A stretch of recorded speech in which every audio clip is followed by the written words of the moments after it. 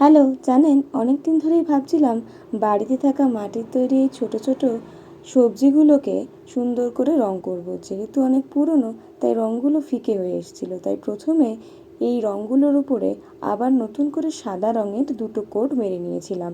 তারপরে এই ছোট্ট পটলটাকে 2 থেকে 3 বার সবুজ রঙের কোট করে ছোট ছোট ডিটেলিংগুলো করে পটলটাকে আরও বেশি করে সুন্দর করে তুললাম। এই যেমন জানেন, মাটির জিনিস রং করার সময় একটা জিনিসের খেয়াল রাখা খুব দরকার। যতটা সম্ভব জিনিসটাকে কম পরিমাণে ছোঁয়া উচিত।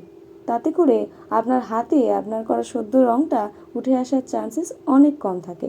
আর আপনার জিনিসটাও একদম যেমন চাইছেন তেমনই হবে। এই দেখুন, কথা বলতে বলতে আপনাদের সাথে ওয়াটারমেলনটাও রং করা হয়ে গেল এবং এই ছোট ছোট দানাগুলোও করে ফেললাম। এই হলো ফাইনাল লুক। কেমন লাগলো আমাকে জানাবেন কিন্তু। আর আর ওই থালায় যে কটি সবজি ছিল সব কটি সবজি রং করে আপনাদেরকে দেখাবো। আজকের মতো তবে এইটুকুই থাক, দেখা হচ্ছে পরের কোনো ভিডিওতে।